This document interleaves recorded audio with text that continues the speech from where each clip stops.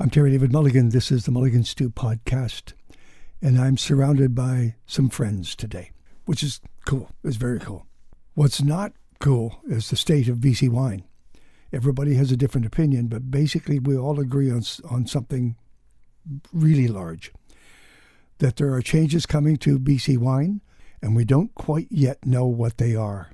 It started, of course, with something you couldn't stop, 2 freezing winters, the last 2 winters, where entire vineyards were lost. But that wasn't all. Wildfires, floods, COVID closures, price hikes, wage increases, supply shortages, rising taxes, more wildfires and smoke, and then the cold snaps for 2 winters. It was suggested by leadership in government and the wine industry that in order to keep the wineries going and cash at least flowing and keep people working, employed, and wines being on shelves from BC, that you were allowed to source your grapes, your fruit, from wherever you could find it and buy it. Mostly Washington, Oregon, that was handy, California, Ontario, and the Cowichan, which didn't get frozen. So this is a conversation between just the right people. Lauren Skinner, who was the Director of Sales and Marketing for Painted Rock in the Okanagan Falls area, and is on the board of directors of BC Wine Growers. DJ Kearney, a wine educator at large and the wine director at Terminal City Club. Rhys Bender, Master of Wine, co-owner of Little Farm in the Similkameen Valley. An educator through his Wine Plus and the National Wine Awards judge. Christine Coletta, Okanagan Crush Pad co-owner, 9 years the executive director of the BC Wine Institute, a marketing and branding specialist. All in one hookup. There's a lot of information. I hope you're listening. Here we go. All right, here you go, guys. Here we go. I'm recording a video. I'm recording audio. I am a lucky, lucky man. I'm Terry David Mulligan. This is Tasting Room Radio. Friends, I have been talking about doing this special, this show, for quite some time, at least in my brain, perhaps not vocally. But it has to do with the state of BC wine industry, the people in BC wine, the wines themselves. And I needed overview from as many good friends as possible. Christine Coletta, Okanagan Crush Pad co-owner, 9 years the executive director of the BC Wine Institute, marketing and branding specialist, and a good friend. Hello, Chris. Hello. Godmother of BC wine. Rhys Bender, Master of Wine, Wine Plus educator, National Wine Awards, as is DJ Kearney, Master of Wine, and the co-owner and farmer of 4 acres called Little Farm in the Similkameen Valley. Hello. Hello, Rhys. And everyone. DJ Kearney, wine director at Terminal City Club, wine educator at large, also national judge, just came back from Thailand. And he may show up. John Weber, who is flying back from London, co-founder and winemaker Orofino, he said, I don't know what state I'll be in, but if I think I can converse with you, I'll see if I can drop in as well. So there you go. And Lauren Skinner. Lauren Skinner has joined us. She's, of course, marketing director of sales at Painted Rock, and is the new face on the Wine Growers Board of Wine BC. How long have you been there, or did I just miss the announcement? September, so it's fairly quick. There you go. And I saw something about you've been assigned small wineries division. Well, we are a small winery, so I am a part of that category. Okay. There's 3 board directors for each category, small, medium, and large, and we are a small winery, so I represent in the small winery category. This is a conversation, if you will, about just what we hear and see and feel around us. Let me start with the damage, the 2 winter freezes. Do we actually have a picture now of what happened and who survived, who did not? Chris, what do you think? Well, I think Rhys may be in a better position to talk about the entire industry, but what I'm hearing from people is that it wasn't as devastating as they originally thought. Most people were predicting 100% plant death, and that didn't occur. But it's very odd what survived and what didn't. And the jury's still out to some degree, because until this the plants that we have that we think are going to push in spring actually do that, there's still a fair percentage of each vineyard that we own that the jury is out on. for example. Reese? Yeah, I think you're spot on, Chris. That I guess that was the good news. Even though no one got any crop, there were a lot less vine death, and there was a small amount of crop randomly here and there, right? But yeah, I think a lot of vines that people thought were dead actually weren't, and they're regrowing from the base, and they'll have to be retrained, and it's a lot of work, a lot of labor out there, and yeah, we don't really know, I guess, what's going to happen in the spring, right? So we'll, I don't think we're all assuming everything's perfect yet, right? But we've just completed a couple of the viticulture and winemaker forums. We've done them as kind of smaller round tables with some of the winery vineyard managers and things. And last week, and we've got a couple more coming up. And yeah, it was really interesting in the fact that, like, I think Chris, you alluded to that it seems sort of somewhat random of what survived, what didn't, where, and just when you think there's a pattern, that gets completely ruined by another example. And yeah, it's just there's, I guess, so many variables at stake. We just there's no clear patterns anyway as to what happened. It's about 14 to 18% total crop loss, though. Is that fairly accurate? Vine loss? Yes. Yeah, it's, I mean, some people had 100, some people had 0, some people had, it's really all over. So I'd probably about that overall, maybe I'd say, yeah, that sounds about right from the sort of, yeah. I'm coming to you, Lauren, in just a second. One of the first people that I got a hold of after the cold snap was Michael Barche. And I was going to invite him. Actually, I did invite him back to join us in this conversation, but he's in a dentist chair right now. He can't talk. But he did say, I remember the first thing he said was, I've lost 17 vineyards. Now, I wanted to go back and say, what was the damage? But Lauren, what happened up at Painted Rock and on your bench? I think as Chris and Reese have been saying, it's very site specific in terms of impact. We were very lucky. I want to touch every piece of wood that is around me because I feel like I was saying, oh, we were so lucky after the last cold snap, and then we got hit with another one. So I'm very cautious. But we, short of a little bit of infill planting in Syrah, which was already, over the last 15 years was needed, we didn't lose any portion of our vineyard. So, and we even had a small crop this year. I mean, it was nowhere near a normal crop, but we got about 8 tons of fruit off of the vines. We're going to be able to make a small rosé and a small allotment of Chardonnay. So, I mean, I think we were an outlier for sure, a lucky outlier. So, you never know what Mother Nature has next coming for us. So does that mean you're not having to do any retrunking? Your vines are all no retrunking. The viticulturists were all through everything this year. They were on top of it, but no, we're not having to do any retrunking either. So we did some vine analysis. They cut a few down to make sure everything on the inside was healthy. But no, it looks this way. And again, like as Chris mentioned, we won't know until the spring, until those plants actually start pushing fruit and we start seeing flowering. But at this point, we're quite hopeful, and the whole viticultural team is quite hopeful. So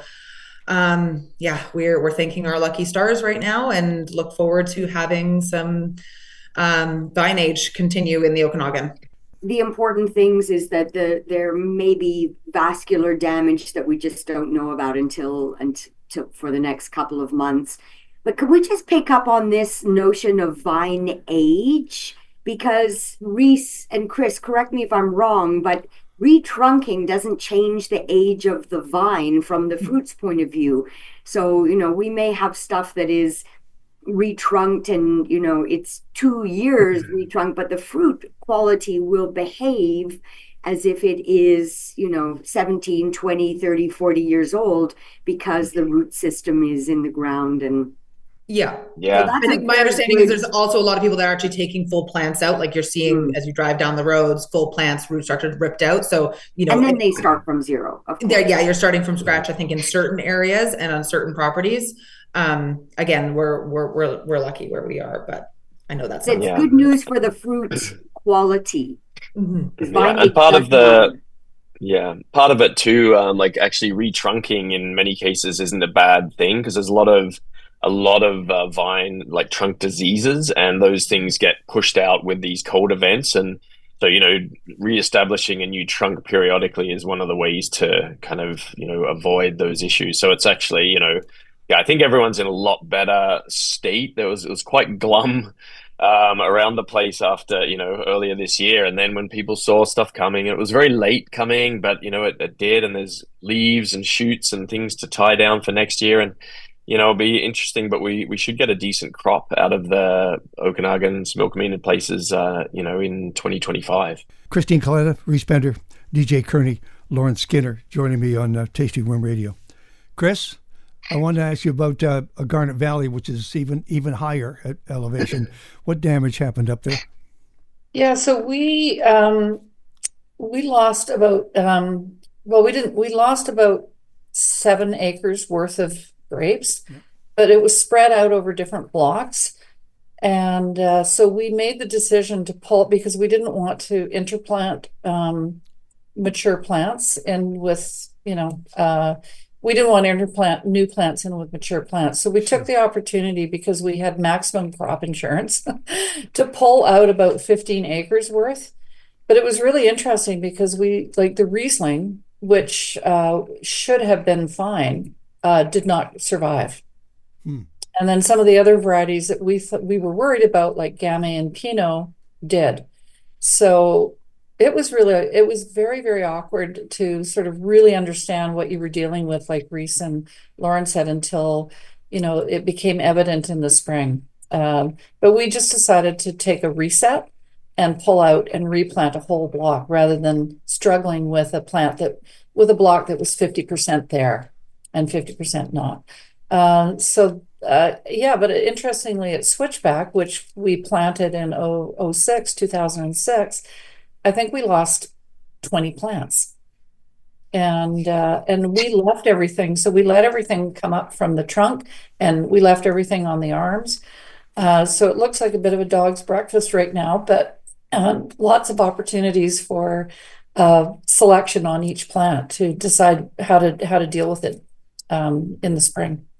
Yeah, we did the same thing. It was one of those, every insurance policy you can get, you leave it from everywhere just to see what you need next year and give us opportunity. Yes. Okay. We're going to talk about next year in just a second. Tasting Room Radio. I'm Terry David Mulligan. Christine Coletta, Okanagan Crush Pad. Reese Pender, Master of Wine, A Little Farm. He's got some great wines. DJ Kearney, a wine director, Terminal City Club.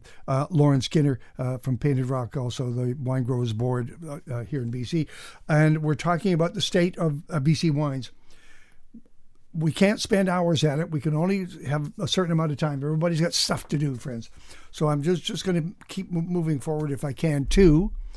The subject of, I remember doing enough interviews that I can't remember who said this, but someone very loudly into the camera said, I am never planting Merlot as long as I live. And that, I don't know who I can do that, but apparently Merlot got clobbered in certain sections. Now, we needed wine in bottle to help the wine growers and the wineries and the wine industry survive over this period, because you're not going to get the crop that you normally would get.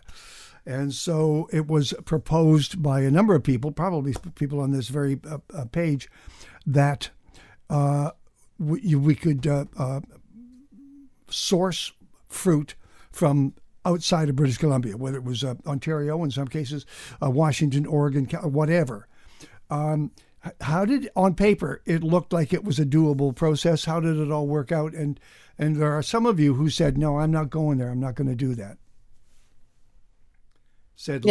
I'll start with that. Okay. At the end of the day, it was a doable process. And a lot of people did bring in fruit from outside. From what I can see, Cascadia, Washington, Oregon, California, a little bit of fruit coming in from Ontario. But it was very manageable, and there was a lot of resources out there. So if people chose to do that, they had help. We didn't choose to do that. And, interestingly, I think it was the right decision for us this year. But it seems very odd to have our cellar empty at this time of year. And, for the first time, our winemakers went away on holidays over fall. And, it's just, it doesn't feel the same. We got a ton of grapes from Switchback, which we normally get 20 tons. And so we've made 60 cases of wine from the 2024 vintage. So at least we can say we can say that Matt Dumaine had another vintage. So while you're there, yeah. I noticed your page on Changing Course with Innovation: narrative spiced apple, narrative mulled wine, narrative iced tea, and narrative Anaskap lemonade sparkling. You ad-libbed. Yes. I mean, rather than bring in products from elsewhere, we're just dealing with local fruit and making alternative products to see us through this period. Yeah, I think it's going to be interesting to see how the market, takes these replacement wines that are coming in to. Well, it is a good idea. I think, if it keeps the lights on, keeps people in jobs, and keeps our talent pool here that we have in BC, it's a great thing, right? So totally supportive of it, but just really curious as to how it's going to be received in the market. And I don't think anyone knows. We didn't bring in anything at Little Farm. Like, I think it comes down a lot to your business model, right? So I think, Chris, that you as well, and Lauren, I don't know if you did, but No. We don't sell our wines for 3 or 4 years after they're released. So I've kind of got 2 vintages, here, so knowing they're going to have to be eked out is I know that now, but I chose not to. But DJ, I mean, you're at the pointy end of the stick. You're going to have all the sales people hitting you up for. So it'll be really. Not sure if you've had a lot of discussions with people about this. It's so much to think about, and so much to prepare for, and so much education that we need to be on the front lines of with customers.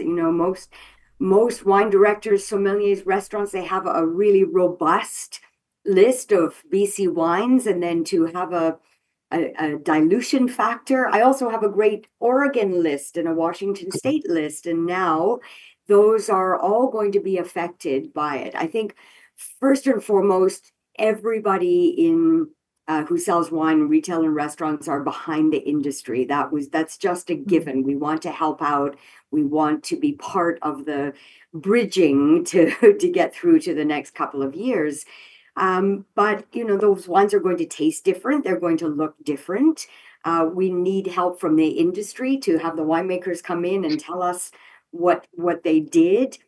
How different is someone's Pinot Noir going to taste from Oregon fruit compared to their beautiful, Lake Country, Kelowna, Summerland fruit? There's going to be a big shift. These wines will be different.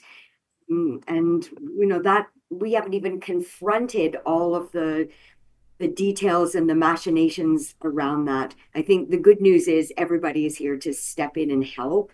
It's just what we're prepared for things to taste different and be different.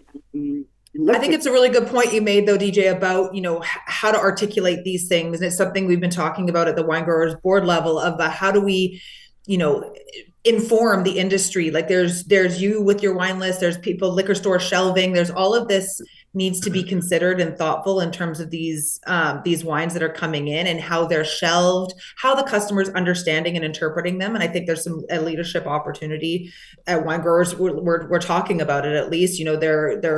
They're recommending that people use the term crafted in BC. We're talking about the winemakers, the people that are staying employed at the different wineries, and making sure that we are informing the public, both the public, the liquor store retailers, and the on-premise, in the restaurants, making sure that everyone is informed on how to speak about this. Because there are some that are in the industry and are in the know, and they know all the details, and they've listened to these conversations. And there's other people that don't have that same knowledge level. But I also want to comment, just because everyone was saying what they're doing at their wineries, and we're the same. We chose not to bring in any fruit this year. Reese mentioned, in terms of everyone's different business models, we have a different business model. And we also had the ethos from the very beginning that it was very vineyard specific. So we couldn't find a way for us that it felt authentic to our passion. And Terry, you've talked to my dad how many times about his passion. It's very specific to the one site. I understand the need for it, and I fully support the reasons that people are choosing to do it. For us at Painted Rock, like Reese, I've got a bunch of vintages sitting in the cellar ready to go. We're cellaring reds. I've actually been working on a program to delay the release of some of our bigger reds, like our Red Icon and Merlots. So, it's going to be an inventory dance over the next couple of years, but that's a me problem and not a customer problem. So, Yeah. Branding and marketing. yeah, throw it on the list. The question I get asked the most is, what is the label going to say? What is the status of the word VQA? So I think it's important that we know what to say about that. These wines cannot be labeled VQA, correct? No, they cannot be labeled VQA, and they will not be labeled VQA. We are recommending to people that they use the terminology crafted in BC. But again, this is a new recommendation. There's people that already have wine in bottle and have already gone down the labeling process. But again, then it defers back to the Canadian labeling guidelines on what people are allowed to put on their bottles. There's a certain amount of trust that we're all, looking as an industry to one another, going, do the right thing. Like, let's make sure the customer understands. I think there's a lot of really wonderful winemakers that are doing this, that want to be transparent and authentic in the way that they're promoting these wines. And I hope that no one's going to do any sort of deceptive labeling practices, but at the end of the day, we just have to trust one another. And again, there's a time limit on this. Like, this is going to be a short window of time that will end, and we will revert back to VQA. One year or two. 1 year or two. Just one? 1 year. Just 1 year. Doesn't give But those. there will be a window where, in terms of selling off those wines, but it's a 1 year. Yeah, I think 1 year of grapes in, I think it's 3 years to sell it or something like that. Yeah. So, until 2028. But there's going to be a phased out, we're allowing for that in terms of, if you sell out a SKU faster, someone sells it out faster. The hope is, in terms of shelving, that, as the SKUs that are popular and have a lot of inventory dwindle and there's nothing to replace it, crafted in BC takes a little bit. And then as we start to get those VQA wines back, it shifts in the other direction. And we ensure that we don't, as a category, lose space. And we're not sending customers off into other areas of the liquor stores or other areas of the restaurant list. We want to make sure that they're hanging near us, so that when we've got wines back in a substantial, or other people have wines back in a substantial way. Harry, one of the things that consumers don't often think about is just this shelf space, right? And it's so important once you've got a listing in a store, on a wine list, or in the BCL system. That's precious real estate. Yeah. And to give that up or have it compromised or something else in its place is really shattering for producers. So there's more than meets the eye. Can we talk about some of the silver linings to this crop the last couple of years? Reese, what are the silver linings here? What have we learned? There's silver linings. What? No, I think there's, that is a chance to, like, I think Chris used the term reset, right? And relook at, one of the problems with wine is you stick a vine in the ground and it's very expensive to change that decision after you've made it, right? So if sometimes little things like this maybe give you a chance to relook at what you've learned over the years and maybe adjust things a little bit. So there is that. It's not the time now in this conversation, but I'd like to talk about the global issue of wine consumption decline and everything that goes along with that, and supply and demand. And so, I think those are the bigger overriding issues. Like, why is there fruit available from Washington so readily for our wineries, right? And things like that. But yeah, so silver linings, I think, in terms of our stuff, we can refocus and sort of have another chance to put the best grapes in the best place, which is a big opportunity. I'm not sure what everyone else thinks is the silver linings. Well, I think for us, it's given us an opportunity to kind of pause and turn over absolutely every rock in our organization. And we still have our winemakers employed, and we've given them other tasks of looking at shipping boxes, route to market, how we can do parts of our business in a different way. We're looking at absolutely every expenditure, and every way we do business and decide and having a fresh look at it. And normally we wouldn't have time to do that. You're just sort of on automatic pilot going through the year. So that's really what's happening at our place. And I'd say that's the silver lining, because it's allowing us to sort of reimagine the way we've been doing business for us, it's coming up to 15 years. Yeah. Maybe wineries can get on with their sustainability action plans. That's actually my winemaker, because we have this one winemaker and he handles everything. I've tasked him with that this winter. I said, you're a little, you got a little less on your plate these days. So let's make sure that we're, looking into we're doing sustainable measures. We haven't gone through any sort of certification or stuff. So I'm asking him to look into the different programs and making sure that we're dedicating time to that now that we've got a little bit more time. And I also think there's been it's been a very busy few years coming out of COVID. We were all very busy and running full steam ahead. So, I don't think it's a bad thing for our teams to have a little bit of a rest and reset. And like Chris said, we're looking for efficiencies everywhere. It's a good thing to have a wholesale look at your business and go, okay, so, if we don't have this coming in, how do we streamline everything? How do we find efficiencies so that we're not overspending or duplicating efforts? And, we've kept our full team intact, but now I get to keep people busy. All right, I have a scenario here. Here's and somebody ran this by me. You are the owner of a winery, and you're also the winemaker. One of your blends from Washington State turns out to be the hit of the season. You don't make a lot of it, but it's a hit, and all of a sudden you got a buzz going here. What would you do? How would you follow it up? What would you do in terms of planning for that next season, the follow-up to it? What would you do? Would you just say, that was the year, thank you so much, and we're going to move on back to what we make?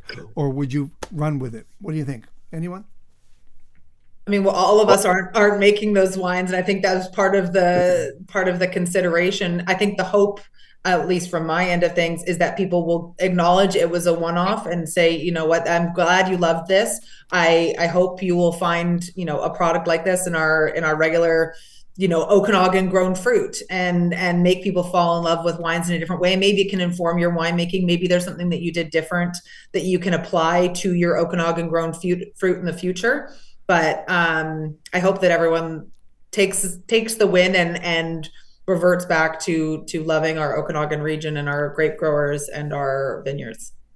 And I think the challenge with that too is, unless they do extend the program, like the only way to continue that would be to completely change your winery license type to a commercial winery, and then you're paying completely different margins to government and markups and all. Like it's just the logistical side of that is very, very difficult. And I think it's interesting, a lot of the people I've talked to who are bringing in fruit, there's some are just kind of bringing in things that will replace their current SKUs in a similar way, but others have gone the complete opposite way and are bringing in completely different varieties and grapes, seeing it as a kind of a fun opportunity just to play around with some varieties that we don't have here that they've never used and just make little one-off wines. And so, yeah, it's interesting the different approaches that people are taking. And I think John Weber, if his flight does land, and he might be doing a little bit of that fun stuff.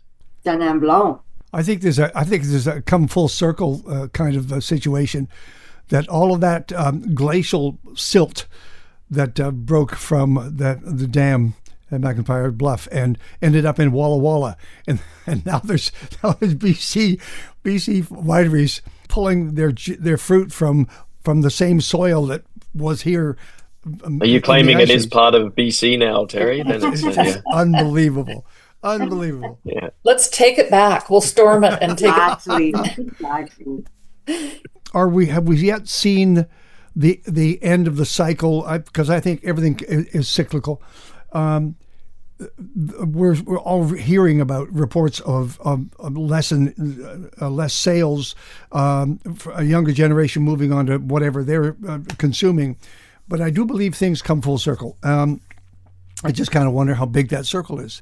Reese Pender, the new customer? Yeah, I've been kind of looking at this stuff a lot, and there's some pretty significant global things happening. I think they just reported earlier this year that wine consumption is at a 27-year low, and France has just announced a plan to pay growers to pull out vineyards to try and balance supply and demand, roughly pulling out about 2.5 times the entire Canadian vineyard area in this pullout. And there's a lot of this kind of stuff going on, so it's definitely a global situation. And but like what's interesting is I'm trying to look beneath the layers of this, and what's really dropping is kind of inexpensive wine, right? And the older generations drink a lot, but they drink cheap wine generally, and that's what's really dropped rapidly. And actually, premium wine is actually growing steadily, slowed down during COVID, but is actually continuing to grow. But it's definitely not offsetting the massive drops in the less expensive wine, but it's a changing market. Just looking at wine doesn't really tell you much of the story, right? So I think as a bit of a silver lining, we don't produce those inexpensive bulk wines in BC. We're premium wine focused, and and so we're kind of well positioned to be meeting those new needs. But like, I think we do need to be a bit more innovative in how wine is sold, and like you said, Terry, the younger consumers, they don't sit down every night and open a bottle of wine with dinner. It's more like an occasion based thing, and they spend more but less often, and things like that. And so I think it's a really different, we really have to change our whole perception of how we sell wine and market wine and talk about wine. And I don't know what the answer is, but I'm really interested in the subjects.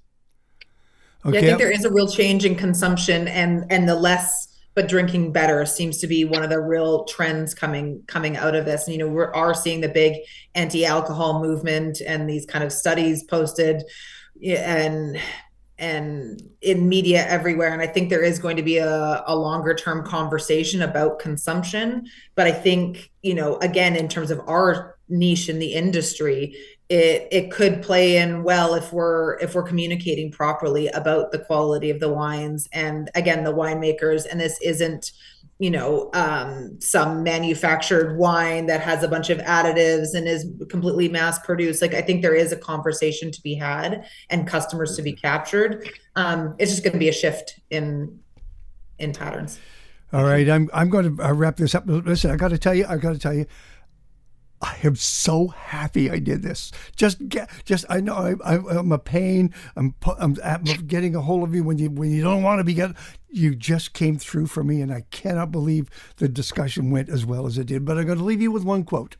One of you on this screen said, "Winery owners are trained to be resilient through thick and thin, now through floods and COVID and price hikes and wage increases and supply shortages and rising taxes and wildfires and cold snaps. There's one silver lining: our friendships that we've built with our fellow winery owners.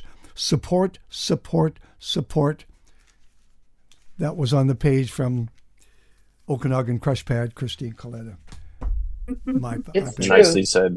Yeah. Nicely said. It's true. Yeah, it really has. I think this has really brought the industry back together in many ways. We've all been dealt a massive whack, and any ego that was potentially around anywhere has been slapped down pretty quickly. And so I think everyone's realized we need to be in this together and share information and knowledge. Yeah. And Deej, thank you for the great leveler. And Deej, thank you for your comments. I appreciate it. You're so welcome. Nice to see you. Nice to see you all. Nice to see you. Nice to see you all. Yeah. Take care, everyone. Merry Christmas. Bye. Merry Thanks, Christmas. TDM. Happy New Year. Merry Christmas. Cheers to you all. Merry Christmas. Thank you. Christine Coletta, Okanagan Crush Pad co-owner, 9 years the executive director of the BC Wine Institute, marketing and branding specialist. Rhys Pender, Master of Wine, Wine Plus educator, National Wine Awards, as is DJ Kearney, the co-owner and farmer of 4 acres called Little Farm in the Similkameen Valley. DJ Kearney, wine director at Terminal City Club, wine educator at large, and Lauren Skinner Bukchevitz, who is the director of sales and marketing at Painted Rock Winery, and also the latest member of the Wine Growers Board from Wine BC. We thank them all for their indulgence, their patience, and their opinions. Support BC Wine, friends.